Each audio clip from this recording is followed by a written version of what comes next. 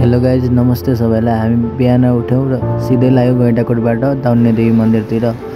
त्यसपछि हामी पुग्यौँ दाउन्नेदेवी मन्दिरको तलतिर, जहाँ रोड खत्तम हो। यहाँ पछि हामी माथि जानुपर्ने थियो, उकालो करिब 15 मिनट जतिको।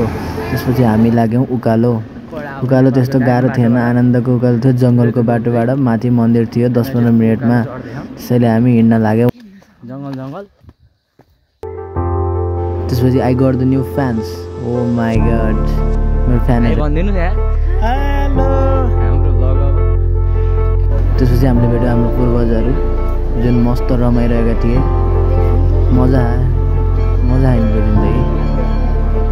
त्यसपछि बस्यौँ ट्याक्कै 2 घन्टा लाइन, के भन्ने। अनि पूजा गऱ्यौँ। पूजा गरेपछि यसो यताउति हिँड्ने के गर्ने, मन्दिरको यताउतिको भ्यू।